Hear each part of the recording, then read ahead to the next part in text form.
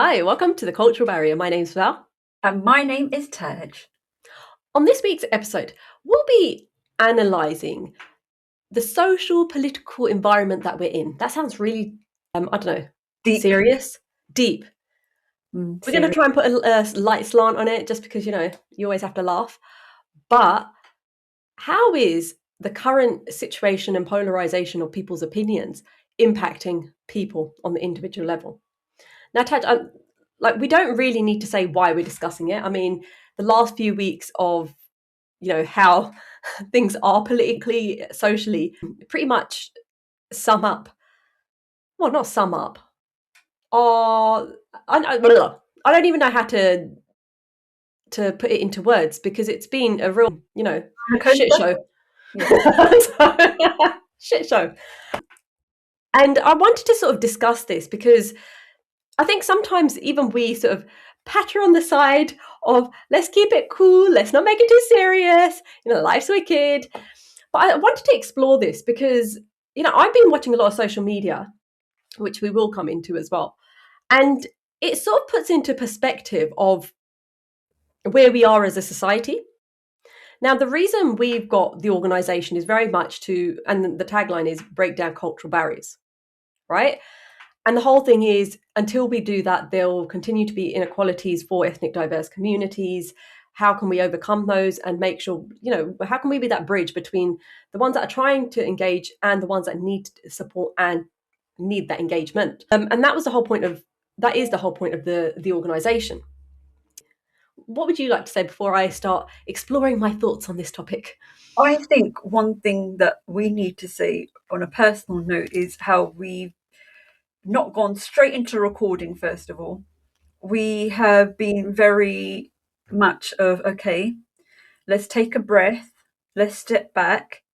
There's a lot of emotions involved in what we're going to talk about. So let's be level-headed when we do this. And I think that's very important to do with any situation in life. And that's in regards to the climate that we're in, where we are going as a society, and how our organisation then fits into that sort of realm. One thing that I found really interesting, and you're right, I think that's a really good point. We're not very vocal on social media as to what we think, because the problem is everything is so reactive in life. It's not even just this situation. Everything, as we know, social media, the way society is going, it's like this. It's fast, and everything is reactive. But I've sort of realized how important it is in any situation is just to sit back, like you said, and take it in before you say anything, right? Because it's really important, people from ethnic diverse communities, we are judged, but I suppose that's with anyone actually. You're judged on what you say depending who you are. For example, if you're from a particular, what you say is very important. We're really struggling with words this time before we actually let out. By the end of this, we're going to have let it all out. It's just trying to get to that point where I think it's really important that we say things in the right way and that it is misconstrued. Yes. I'm going to start right there. I have found it doesn't matter what certain people say, it's going to be misconstrued.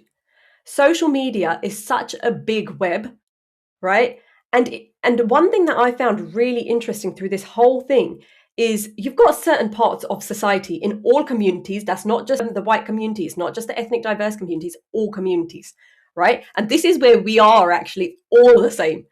You've got that part of society who, no matter what you say to them, no matter how you raise awareness, educate them, and again, no specifics as to who you're talking about, they don't want to listen. They're going to be going off on their own thought process and they don't care about the rest of it. And I've sort of come to my opinion of that now is actually, why are we wasting our energy on those people? Right? Then you've got the next part of society that I've sort of seen of actually they do want to learn, they do listen, they take it in. And I just feel like sometimes one of the defenses, for example, I've seen is social media has been it's been crazy with me the last few weeks. Is I get it, but this is my opinion on it. I'm not racist, but this is my opinion on it, right? I've got a friend, and everyone loves that line. I've got a friend that is XYZ, so I can't be a racist. And that's fine. I'm like, and the one thing we have to realize is in all sections of society, not just the white community, but in the ethnic diverse communities, we all judge. Like, who are we kidding? We judge. We're human. We're human, right? But it's that bottom. I shouldn't say bottom. I don't mean it as a pyramid, but I'm going to put it at the bottom, because if you're not willing to learn, then you're kind of a lost cause in all parts of society. If you're not going to open your eyes and say, okay, I get that, and that I think is where that racism comes from, because then it becomes gang mentality again in all parts of the society, and it's like, well, we're going to just go off on one because we can. We've been given the legal right, from politics to go and say whatever we want to say, and not only politics, from your own gangs as well. It's okay that you can act the way you think that you're acting.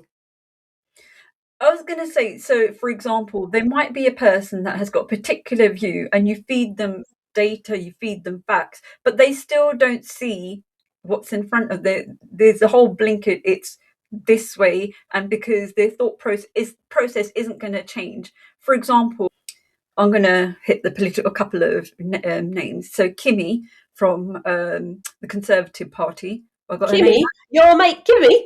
My mate Kimmy.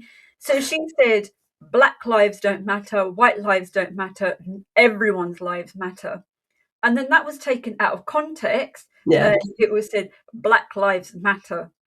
And it's like, yeah, I saw that. I saw something on that. Anything that way. So if you're going to take anything out of context, I could say there is an elephant and all elephants are red. But I'm joking. So I've said the joking bit. But if you knock off the joking bit, it sounds like I'm deluded because you've only got that first part of the sentence. So you can do that with anything in life. You can do that with data. You can skew it the way that you want to, and you can make it fit your narrative. And I think that's a very dangerous game, making things fit your narrative so it sounds like it is what you're saying it is, and not actually putting out there the whole picture of what is said or what is. And we know that the algorithms of social media work exactly like that. You tend to stick with the view that you've got, and that's what you're fed, right? And we've discussed this previously, of actually we need to start going out and going into those uncomfortable situations and sort of getting the other perspective. But for you to do that, you need to know where to go for those perspectives. You need to open your own mind and actually, get it a bit as well. Like, if you haven't learned anything at the end of it, then you sort of wasted your time. I think it's scary as well. You can get trapped in this social media of just flicking through stuff, and I think both of us were doing this quite a lot last week, and you're like, oh my god, the whole world is like this and the whole world is thinking like this. And then when I stepped out, I was like, okay, I expected it to be all chaos out there, but it wasn't. Yeah. As in the world, it was just ticking along as it was ticking along. But social media can really make you have a skewed way of thinking, and that's dangerous in itself.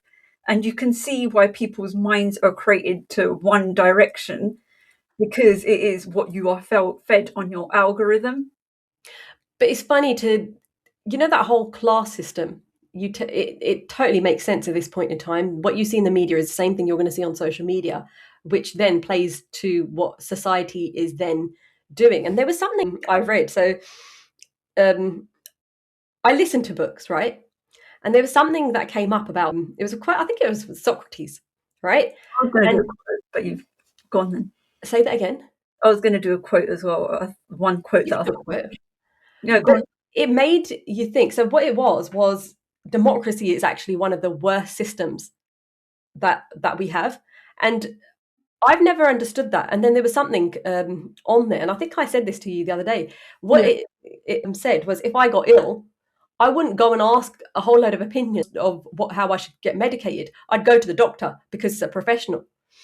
And that makes you think that is what democracy is. You go out, get people to vote for you, people that actually have no clue. And Brexit was the perfect example of that. No one had a clue what they were voting for. And then even last week, I saw something, Mark Carney had said something, I think there's a state near Canada or in Canada, I don't know which state it is, where it's a case of don't make the same mistake as the UK did with Brexit. And it's like, he was the Bank of England. Why wouldn't you go to opinions like that? Because that is how economics would be impacted by Brexit. Why ask me? I ain't got a clue how Brexit was going to impact us.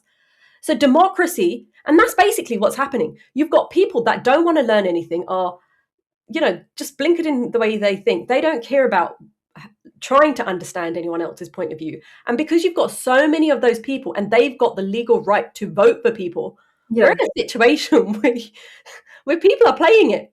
I mean, that is what's happening. And the people at the top have so much money that they can control the media and the sort of rhetoric that's going out. And then you've got the minions at the bottom that go and do it because they didn't think about it. And if you look at where society actually, why we all are where we are, including those people, is there's a systematic aspect of it. Let's be fair. Immigration only happened because of. And I'm not going to go back to the history of it. And to be fair, I don't know enough about it. I'd have to get someone that knows a lot about it. The only reason a lot of immigrants that were here is because of the impact that the British had. And we're really proud to be British. We are. We've had so many opportunities. And why shouldn't we? We are British. We're here. We deserve those opportunities. So why? The other thing that I want to discuss here, and I think I am holding back, because if you actually got my full opinion, then obviously there'd be some, a few other extra swear words maybe, right? But it's a systematic thing. Those people that don't want to learn and are want to get educated or don't want to go further up have been screwed over by the system as well. So what are you saying, for example, the voting system, only people that understand what they're voting for should vote? Well, the Brexit was a perfect example. In essence, that could be, I'm not saying that only educated people will know what the voting system's about, but it could essentially mean that. So then you're not getting a fair idea or a fair view or fair voting system, because you're not allowing everyone to vote. No, what I'm saying is everyone's individual responsibility to go learn. You've been given the right to vote, right? And we know there's countries where people don't have that right. But then at least go and learn about what you're doing for and learn what you're doing. But the thing is, some people don't, for example, appreciate how important voting is. And it's a case of you just do it to pass time, or you just don't do it because you don't think your vote will have an impact. Yeah. So that's another layer to it as well, about the person that's voting and what their priorities are in life. If you're in that system of you want to make change in the world, you understand how voting affects things overall, then you will go and get educated on it. But you might get educated to the way that you think is right. But then I suppose, and that's fine. We've all got opinions. But at least if it's at least if you've opened your eyes to, I'm not saying that everybody that votes one way is wrong. I'm not saying that. We've all done it. We're all part of, we all voted Labour. I mean, I'm not the biggest fan of a lot of their policies now. So I might go Green. No, I'm joking. I don't know where I'm going with it. Obviously, I won't be going Reform or anything like that, because, their true colours have pretty much come out, right? Yeah. Divisiveness is a dangerous place to be. And when you've got numbers of people that aren't willing to open it, I know I keep saying it. The other part is, how much energy should we be putting for those people? If they don't want to learn and they don't care, why would we put any extra energy into it? The case of, if we don't put that energy into those people, then those people can be a vast number that vote in people. And that is the point. It's a vast number of people that can't even bother to go and learn about what they're voting for. Also, sometimes I do think to myself, and I said this to the kids as well, like, oh, when Hitler came into power, why wasn't anyone able to stop him? And now it's playing out right in front of our eyes of why he wasn't stopped. Yeah. And it's really sad, because it shows that lessons have not been learned. They really haven't. I mean, we're not in a different part of a different time, not really. It's the same cycle over and over and over again. It's the same sort of rhetoric. And what's interesting is how open people are about their own opinions, right? You've been given the right now to say whatever you want to people and go and think it's okay to do that. But the fact that that thought was in your mind in the first place is a problem. Yeah, yeah, I do agree. I remember there's a lady that I was telling you yesterday, there's a lady that we used to watch, not you because you were too young, on Good Morning TV or whatever. And then she's just come, I saw her on social media and she had the most far right views ever. And I was thinking, I used to watch you and think that you were amazing. And to think what is in a person's mind is now starting to come out. Is that a bad thing? Now we know what a person is actually like. So is it a bad thing that people are out there actually saying what they think rather than being respectful and being polite? So which one is it? Should we have that person out there being the most racist person in the world because that is actually what they think, and then me as a person thinks that they're the nicest person in the world? Or is it right that we allow them to come out there, say whatever they want, offend everyone, hurt everyone? What is the balance? We don't tend to talk about spirituality and religion on the podcast. We can't say it. Maybe it is that. But I think that's a big part of this as well. Because now I'm 40. As we know, is how much energy do I put into anything? And, something happened last week. And I don't, like a lot of listeners know, I don't really tend to talk to many people because I work from home, the joy of remote working. COVID did do some positive things. And then when I do go out, I am going to go and have a laugh. And that's my main aim if I'm going to go out, right? But sometimes things come to your doorstep and you're like, oh, don't know where that came from, right? But again, it's how much energy you want to put towards that thing, right? If it doesn't serve you, why bother? Is now where I'm coming to in life, and just seeing the sort of rhetoric sort of play out in society. How much energy do you want to put in certain parts of society? And in my head right now, I'm like, I don't really want to put any energy in there. I need to look after myself, look after my family, look after a community, I suppose. Well, not only community, sort of, I don't know, that's a bit of a tough one. I But just can't be bothered with that bottom layer now, is what I'm saying. I'm just going to interrupt there. There's two things I want to say. First of all, if we don't go out there and stand up, I definitely stand up. I'm a big fan of standing up. then we are essentially becoming really about ourselves, and then we're letting things happen. We're letting them spiral out of control to a point of, can we stop them? Right? Second of all, I've noticed that the older we're getting, the older generation are getting, quite a lot of the older generation are like, yeah, whatever, I can't be bothered. Can't be bothered. Yeah. Because they've been through this cycle already and they've tried to change things, and they're like, we're at point one again. It's true. What is Yeah. the point? And I get where they're coming from because they've put so much energy in trying to make a difference. Yeah. And it's just all toppled over and it's starting again. And it's like, we're at this age. It didn't topple over. This is what we're saying. Did it ever change? Just because people weren't allowed to say it, they were still thinking it. But then hold on. This is where a thought is what makes a person, though. We know that, right? If you have negative thoughts, you end up your actions are negative, which means your whole being is negative. So then actually we were in a positive place.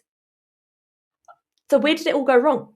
It's like when you put a smile in your face and eventually you smile to someone else, you make someone else smile, and the domino effect of making other people smile.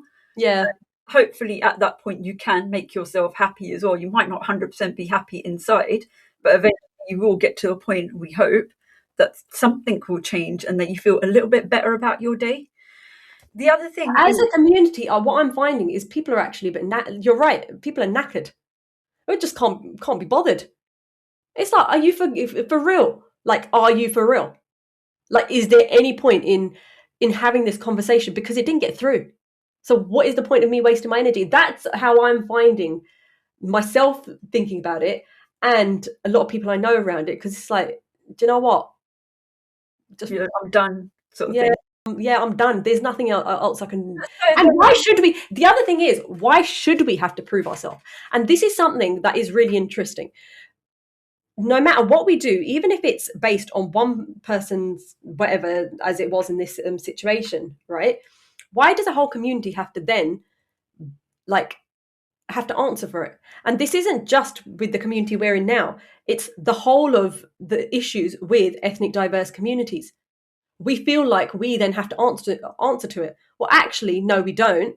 And even if when we do, it's not as if you're listening anyway. But the thing is, we say that we're even doing this podcast about building up awareness. So we're saying we don't want to do it, but yet we're still doing it. So Yeah, but it's almost that responsibility that you have to do it and no one else is going to do it for you, because then it's a case of, all right, let's run with it and let's see what happens. And when it's a car crash and it's so bad that you can't stop it, then what can you do? At least if you're trying to change things as they're going on, that yeah. hopefully there will be a little bit of a change. But it is a case of, it's always trying to, the ethnic diverse community always need to prove themselves that, oh, it's not like this, it's not like that, you don't say this, you don't say, and it is exhausting. So what do you do then instead? What is the different cycle? Because we've been through this cycle. What do you do instead then? Because I've had this conversation, and people that I've been speaking to have been like, we shouldn't be apologizing for it. We shouldn't be, we shouldn't And we have look to. arrogant. If we don't apologize, then we look arrogant, and that we're It was nothing to do with us. It was generally, nothing to do with us. generally things that are happening generally on our fault. Are you saying, or? Well, the accusations that are, look, I just feel like just as with people that go out there and cause trouble, don't they have anything better to do? That is what I think. How can they have so much time to be so racist and go out there And aggressive. and aggressive? Like, go get a job.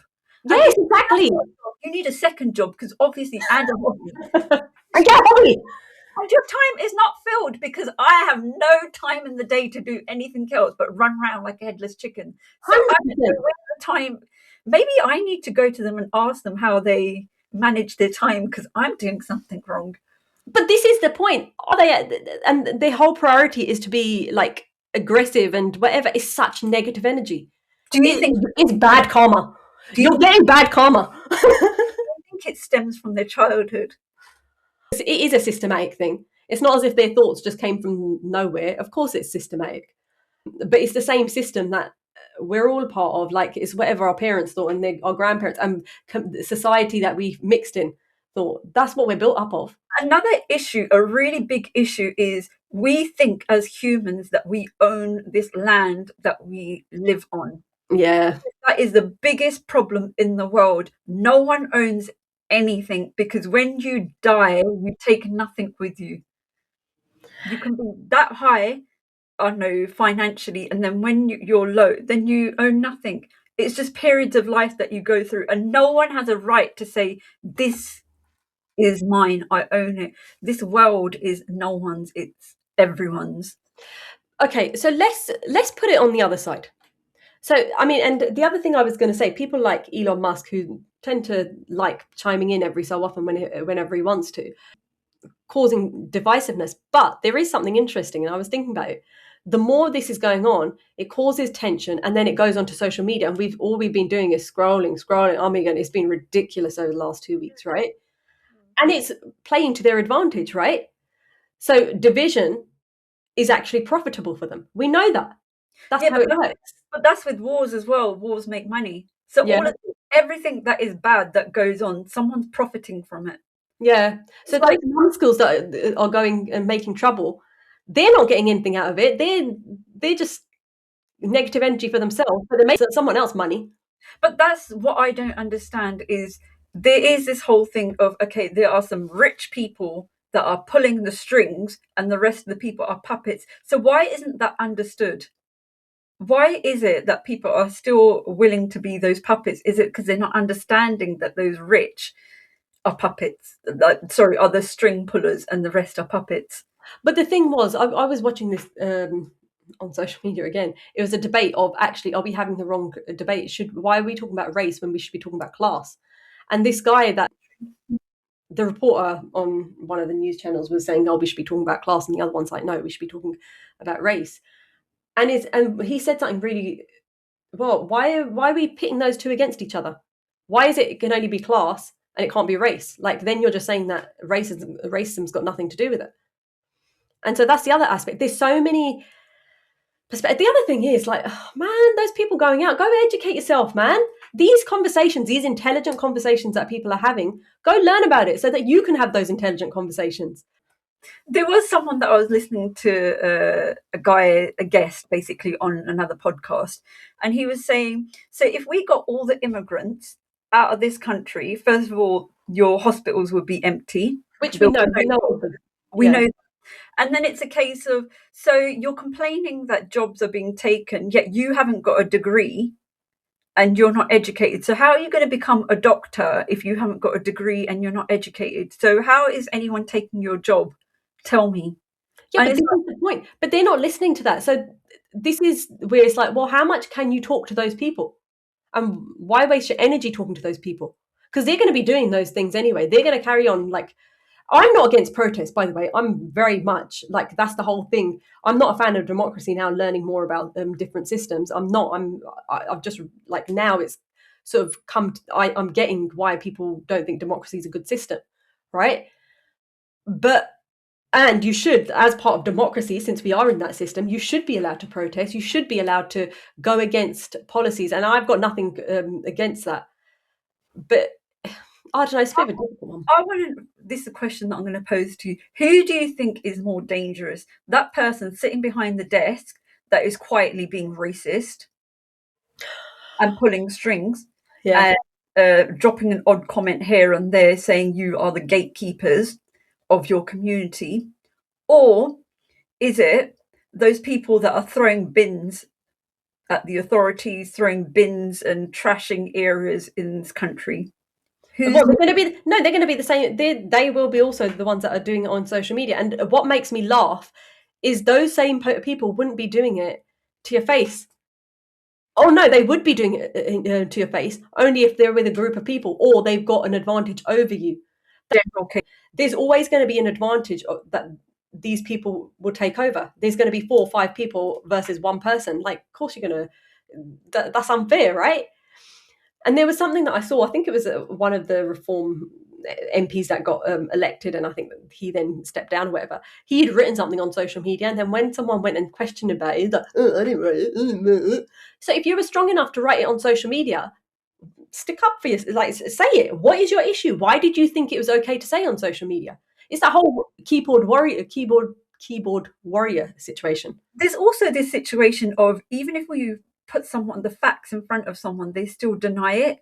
So how can you have an intelligent conversation or any conversation if the facts are in front of you? Actually, even with intellectual people, this has been done, where it's said, for example, Farage. Who cares? Carry on. He said, "Oh, have pure rage, pure whatever." Cold rage, yeah. Cold rage. Sorry, we better say it right as well. And he goes, "No, that isn't inciting hate." Well, it obviously is. I saw an explanation of this where people had said, he said cold rage. That's the opposite of hot rage, because hot rage is emotional, so it's not thought out, it's not systematic, like you're not thinking about it. Whereas cold rage is you're thinking about it before you take action. Whatever, man. Do you think do you think that's what people actually thought when he said that? Like, you heard rage, like, really? Yeah, because rage is a word that's going to stick in your head. No one's going to sit there and analyse what you said. You say cold rage. Let me think about it before I go out and throw bins at the police. Like, hello? What the hell? That's it. You just need someone to light that. What is it? Light the paper. The fuse. Whatever. Yeah. The match. That's it. Light the match and throw it. And you can create chaos. It just needs to be that one crazy person at the top to do it. He's a smart guy. I mean, who are we kidding? He got Brexit done. He's got a bunch of Muppets that are throwing bins at the police, right? But like, give him credit for that. He's making billions out of these idiots. But I think it's a case of, when you have a sect or someone that, one of those communes or whatever, when everyone follows them, blind faith. Yeah. And it's a case of that. Yeah.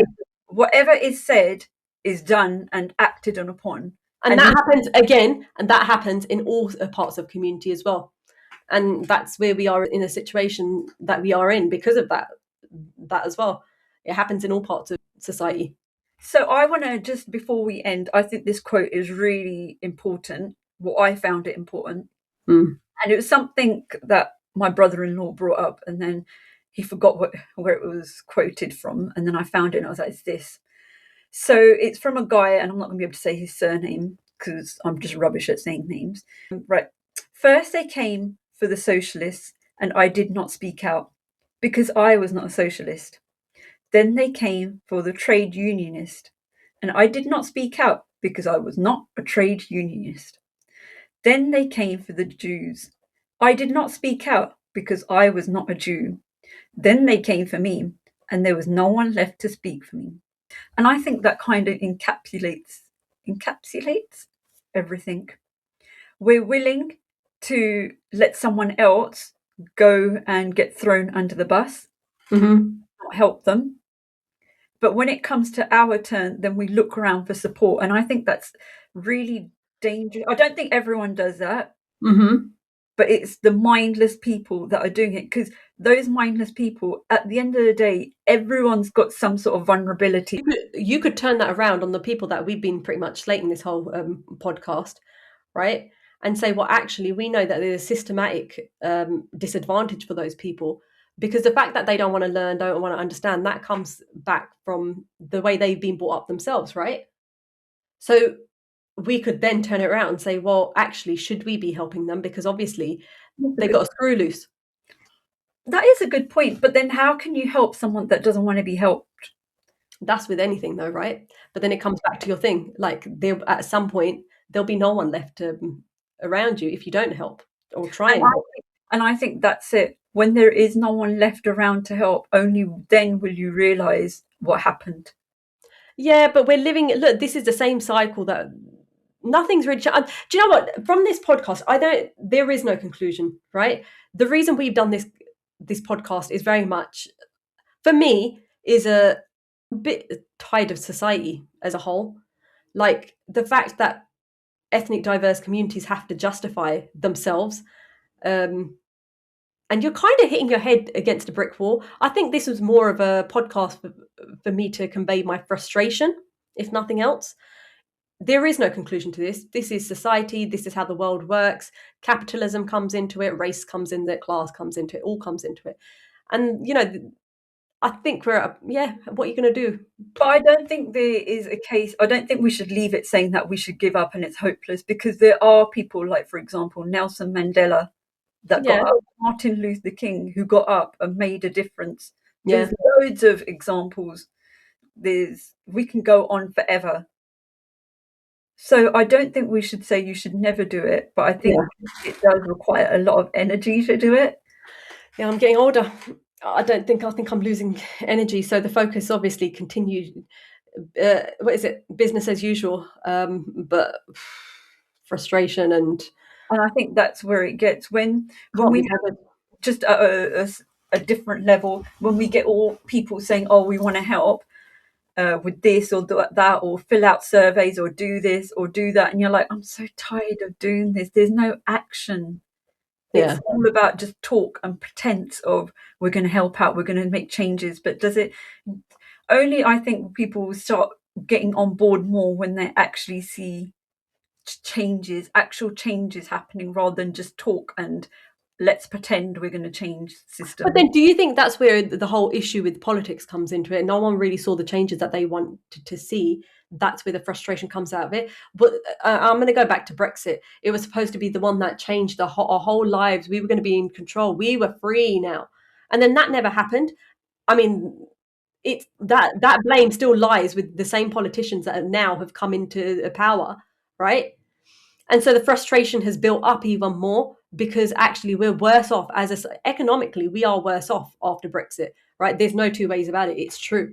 And But that caused more frustration. So do you think it was an overall plan to get to this point in the first place? see, those people that voted to get out now saying the reason why it didn't happen is because that particular party or Farage didn't get voted in, so he couldn't carry out what he needed to. And it's like, Yeah, but then hold on. When that vote actually happened, you knew that he wasn't going to be in. So if that was the case, then why did you still vote for it? Because he still wasn't going to be in.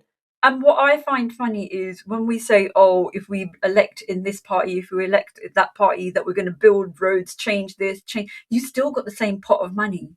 So Yeah. let's be realistic.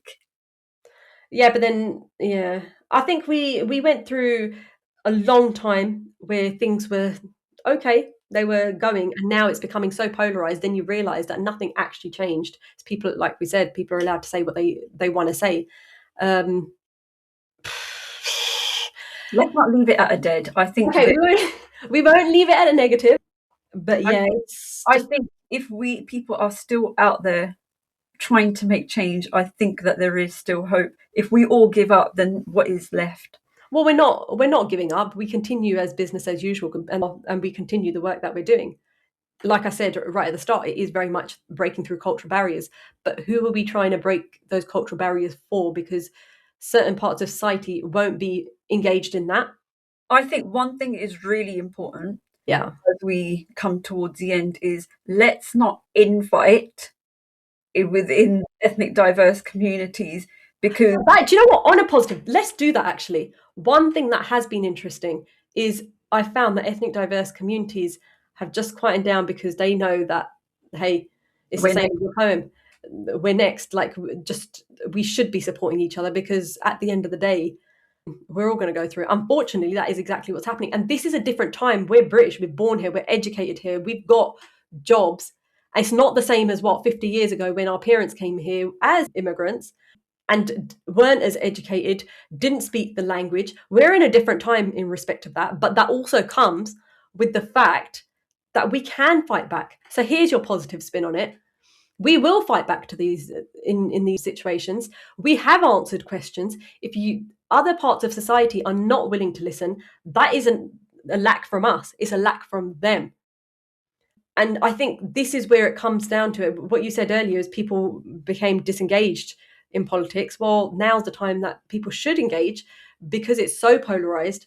And every vote matters. I'm not doing a sort of a speech for any one party, but you do see why everyone's thought on this matter now matters because there's a lot of people that, yeah, that's my positive spin.